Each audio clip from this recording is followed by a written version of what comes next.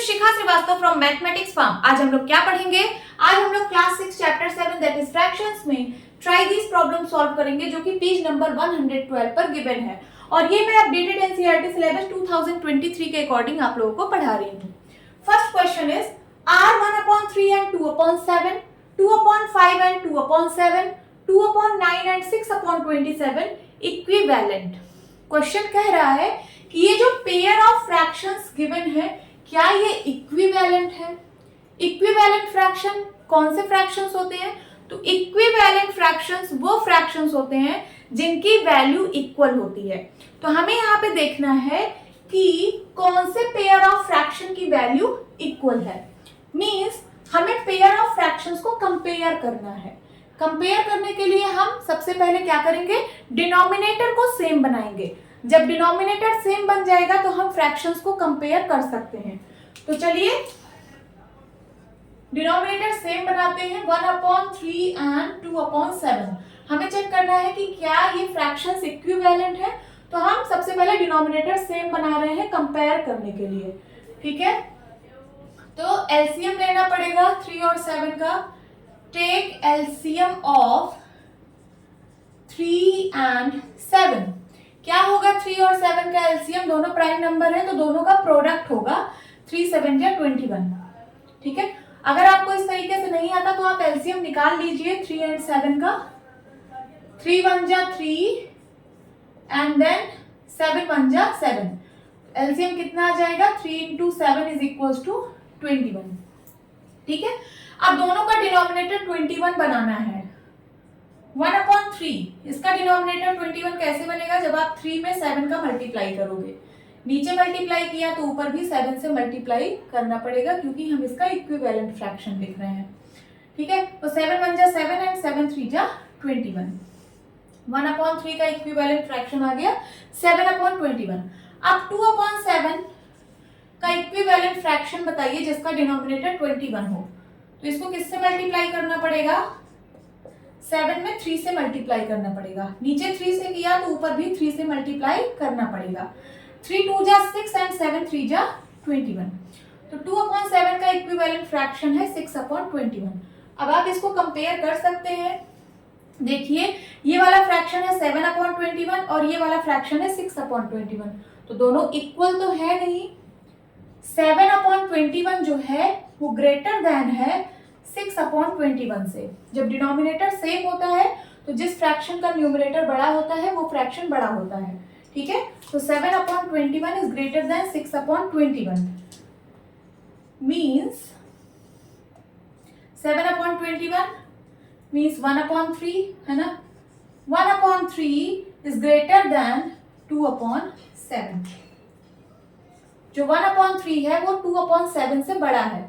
और क्वेश्चन में क्या कह रहा था कि क्या ये इक्विवेलेंट है? अगर ये इक्विवेलेंट होता तो यहाँ पे इक्वल का साइन आता, बट इक्वल का साइन तो आ नहीं रहा है, ये ग्रेटर देन है। तो हम क्या लिखेंगे कि 1/3 and 2/7 are not equivalent. So 1/3 and 2/7 are not equivalent. समझ आया? अब चलिए सेकंड, ये जो फ्रैक्शन दिया है पेयर ऑफ फ्रैक्शन, इसको देखते हैं।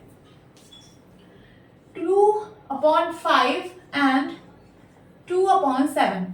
सबसे पहले इसका डिनोमिनेटर सेम बनाएंगे, तो हमें एलसीएम लेना पड़ेगा 5 और 7 का। लिखिए टेक एलसीएम ऑफ 5 and 7। 5 और 7 का एलसीएम कितना होगा? दोनों प्राइम नंबर है तो दोनों का प्रोडक्ट होगा 5 into 7। 7 5 जा 35। अब हमें दोनों का डिनोमिनेटर 35 बनाना है। सो 2/5 है, इसका डिनोमिनेटर 35 कैसे बनेगा? जब आप 5 को 7 से मल्टीप्लाई करोगे, है ना। नीचे 7 से मल्टीप्लाई किया तो ऊपर भी 7 से करना पड़ेगा। अब 7 2 जा 14 एंड 5 7 जा 35। ये 2/5 का इक्विवेलेंट फ्रैक्शन आ गया। अब 2/7 का इक्विवेलेंट फ्रैक्शन बताना है जिसका डिनोमिनेटर 35 हो। सो 7 को किससे मल्टीप्लाई करना पड़ेगा? 5 से, तभी 35 बनेगा। नीचे 5 से मल्टीप्लाई किया तो ऊपर भी करना पड़ेगा। 5 2 जा 10, 7 5 जा 35। 2/7 का इक्विवेलेंट फ्रैक्शन है 10/35। अब आप इन दोनों फ्रैक्शन को कंपेयर कर सकते हो। देखिए दोनों का डिनोमिनेटर सेम है, जब दोनों का डिनोमिनेटर सेम होता है तो फ्रैक्शन जिसका न्यूमरेटर बड़ा होता है वो फ्रैक्शन बड़ा होता है। तो यहाँ पे आप लिखिए हेयर 14/35 इज ग्रेटर देन 10/35। ठीक है, मीन्स 14/35 means 2/5 and 10/35 means 2/7. तो 2/5 is greater than 2/7। ठीक है, आपने कंपेयर कर लिया। आपको पूछ रहा था क्या ये दोनों इक्विवेलेंट है? नहीं, इक्विवेलेंट नहीं है। अगर इक्विवेलेंट होते तो यहाँ पे इक्वल साइन आता, बट यहाँ पे ग्रेटर देन का साइन आ रहा है। 2/5 जो है वो ग्रेटर देन है 2/7 के।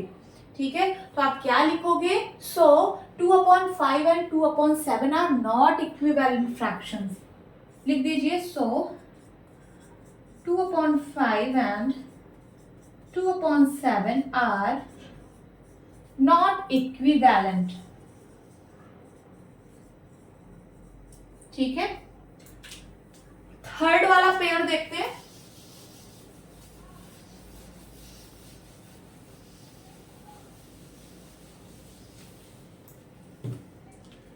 टू अपॉन 9 एंड 6/27, इनको कंपेयर करना है तो सबसे पहले डिनोमिनेटर सेम करना पड़ेगा। एलसीएम ले लीजिए, टेक एलसीएम ऑफ 9 एंड 27। 9 और 27 का एलसीएम निकाल लीजिए। यहां से 3 से डिविजिबल है, 3 3 जा 9, 3 9 जा 27, 3 1 जा 3, 3 3 जा 9, देन उसके बाद 3 1 जा 3। तो क्या आ गया एलसीएम? 3 इंटू 3 इंटू 3, 3 3 जा 9, 9 3 जा 27। ठीक है, मीन्स आपको इनका डिनोमिनेटर 27 बनाना है। सो 2/9, इसका डिनोमिनेटर 27 कैसे बनेगा? जब आप यहाँ पे 3 से मल्टीप्लाई करोगे तो 9 3 जा 27 बन जाएगा। नीचे 3 से मल्टीप्लाई किया तो ऊपर भी 3 से मल्टीप्लाई करना पड़ेगा। 3 2 जा 6, 9 3 जा 27। तो 2/9 का इक्विवेलेंट फ्रैक्शन आया 6/27। अब इसका इक्विवेलेंट फ्रैक्शन बताइए जिसका डिनोमिनेटर 27 हो। तो वही सेम है, इसका डिनोमिनेटर तो 27 है ही है। अब इनको कंपेयर करिए। देखिए यहाँ पे भी 6/27 है, यहाँ पे भी 6/27 है, तो दोनों इक्वल है ना। लिख लीजिए यहाँ पे 6/27, ऐसे लिखिए here 6/27 is equals to 6/27। Means 6/27 किसको रिप्रेजेंट कर रहा है? 2/9 को। So 2/9 is equals to 6/27। ठीक है, अब दोनों इक्वल है, मीन्स दोनों इक्विवेलेंट फ्रैक्शन है। तो आप क्या लिखेंगे? सो 2/9 एंड 6/27 आर इक्विवेलेंट। ठीक है, तो सिर्फ ये वाले फ्रैक्शंस इक्विवेलेंट है, ये दोनों नहीं है। This is your answer. Now second question, give examples of 4 equivalent fractions. आपको 4 इक्विवेलेंट फ्रैक्शंस के एग्जांपल देने हैं। तो 4 फ्रैक्शन ले लीजिए कोई। मैंने ले लिया 1/2, 1/3, 3/5 एंड 7/9। ये मैंने 4 फ्रैक्शंस ले लिए। अब मैं इनके इक्विवेलेंट फ्रैक्शंस बताऊंगी। इक्विवेलेंट फ्रैक्शंस बनाने के लिए क्या करते हैं हम लोग? न्यूमरेटर और डिनोमिनेटर में सेम नंबर से मल्टीप्लाई करते हैं। तो देखिए 1/2 है, सबसे पहले हम न्यूमरेटर और डिनोमिनेटर में 2 से मल्टीप्लाई कर रहे हैं। तो 2 1 जा 2 एंड 2 2 जा 4। तो ये 1/2 का एक इक्विवेलेंट फ्रैक्शन आ गया 2/4। तो आप लिख सकते हो 1/2 एंड 2/4 आर इक्विवेलेंट फ्रैक्शंस। ये तो पहला एग्जांपल हो गया। अब दूसरे में 1/3 का कोई इक्विवेलेंट फ्रैक्शन बना लीजिए, ऊपर नीचे सेम नंबर से मल्टीप्लाई करके। ठीक है, मैं 4 से मल्टीप्लाई कर रही हूँ ऊपर नीचे। 4 1 जा 4, 4 3 जा 12। सो 1/3 का इक्विवेलेंट फ्रैक्शन है 4/12। सेकंड लिख लीजिए 1/3 and 4/12 are equivalent fractions. Equivalent fractions, समझ आ रहा है? अब थर्ड 3/5, इसका कोई एक इक्विवेलेंट फ्रैक्शन निकाल लीजिए। अभी मैं 2 से मल्टीप्लाई कर रही हूँ ऊपर नीचे, 3 2 जा 6, 5 2 जा 10, तो 3/5 का एक इक्विवेलेंट फ्रैक्शन आ गया 6/10। क्या लिखेंगे? 3/5 and 6/10 are equivalent fractions. Equivalent fractions, ठीक है। अब फोर्थ फ्रैक्शन मैंने लिया है 7/9। 7/9 का एक इक्विवेलेंट फ्रैक्शन निकाल लेते हैं। इसको हम 6 से मल्टीप्लाई कर रहे हैं, ठीक है। 7 6 जा 42, 9 6 जा 54। तो ये और ये इक्विवेलेंट फ्रैक्शन है। आप क्या लिखेंगे? 7/9 and 42/54 are equivalent fractions. Equivalent fractions, ठीक है। आपको 4 इक्विवेलेंट फ्रैक्शंस के एग्जांपल देने थे, तो मैंने देखिए यहाँ पे 4 एग्जांपल दे दिए। 1/2 and 2/4, 1/3 and 4/12, 3/5 and 6/10, 7/9 and 42/54 are equivalent fractions. आप इनको एक लाइन में भी लिख सकते हो। कैसे? 1/2 एंड 2/4, उसके बाद सेमीकोलन लगाइए। 1/3 एंड 4/12, फिर उसके बाद सेमीकोलन लगाइए। 3/5 एंड 6/10, फिर उसके बाद सेमीकोलन लगाइए। 7/9 एंड 42/54। ऐसे लिख के लिख दीजिए आर इक्विवेलेंट फ्रैक्शंस, ठीक है। तो आप एक लाइन में भी लिख सकते हो या फिर आप अलग अलग लिख सकते हो। Okay, now third question is identify the fractions in each. सब में आपको सबसे पहले फ्रैक्शन को आइडेंटिफाई करना है। आर दीज फ्रैक्शंस इक्विवेलेंट, फिर उसके बाद बताना है कि क्या सारे फ्रैक्शंस इक्विवेलेंट है। इक्विवेलेंट फ्रैक्शंस किसको बोलते हैं? जिनकी वैल्यूज इक्वल होती है, ठीक है। तो यहाँ पे सबसे पहले हम फ्रैक्शंस लिखेंगे शेडेड पोर्शन का, फिर उसके बाद देखेंगे कि क्या सबकी वैल्यू सेम है। अगर सबकी वैल्यू सेम होगी तो हम बोल देंगे कि सारे इक्विवेलेंट फ्रैक्शंस हैं, ठीक है। यहाँ पे शेडेड पोर्शन का फ्रैक्शन कितना होगा? टोटल पार्ट्स कितने हैं? 1 2 3 4 5 6 7 8। 8 पार्ट्स में से कितने शेडेड हैं? 1 2 3 4 5 6, ठीक है। तो शेडेड पोर्शन का फ्रैक्शन हो गया 6/8। यहाँ पे 1 2 3 4, 4 3 जा 12, टोटल 12 पार्ट्स हैं और कितने शेडेड है? 3 3 3 9। शेडेड पोर्शन का फ्रैक्शन हो गया 9/12। यहाँ देखिए 1 2 3 4, 4 4 जा 16, टोटल 16 पार्ट्स हैं और कितने शेडेड है? 3 3 3 3, मींस 3 4 जा 12। सो शेडेड पोर्शन का फ्रैक्शन 12/16 हो गया। यहाँ देखिए 1 2 3 4, 4 5 जा 20, टोटल 20 पार्ट्स और कितने शेडेड? 3 5 जा 15। तो शेडेड पोर्शन का फ्रैक्शन हो गया 15/20। अब हम सबको सिंप्लीफाई करेंगे, सिंपलेस्ट फॉर्म में ले आएंगे। तो देखिए 6/8 का सिंपलेस्ट फॉर्म क्या होगा?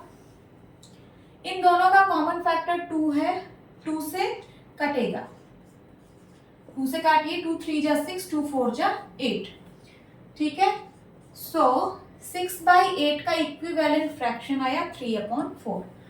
9/12 को सिंप्लीफाई करिए तो इन दोनों का कॉमन फैक्टर 3 है, 3 से डिवाइड होगा तो डिवाइड बाई 3 कर दीजिए, या फिर डायरेक्ट आप काट दीजिए। 3 3 जा 9, 3 4 जा 12।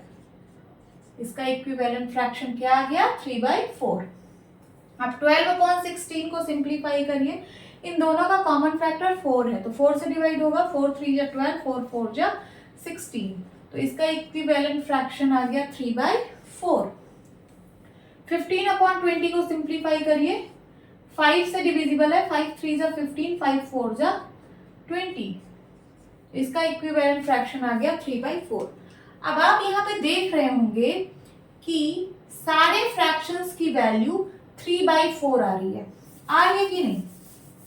सारे फ्रैक्शंस की वैल्यू 3/4 आ रही है, तो हम कह सकते हैं कि सारे फ्रैक्शंस यहाँ पे इक्विवेलेंट हैं। आप यहाँ लिख दीजिए here 6/8 is equals to 9/12 is equals to 12/16 is equals to 15/20। यहाँ पे ये चारों फ्रैक्शंस इक्वल हैं, so 6/8, 9/12, 12/16 and 15/20 are equivalent fractions. Equivalent fractions. This is your answer. Hope students आपको ये क्लास अच्छी लगी होगी। मिलती हूँ अपनी नेक्स्ट वीडियो में, तब तक के लिए bye bye and take care.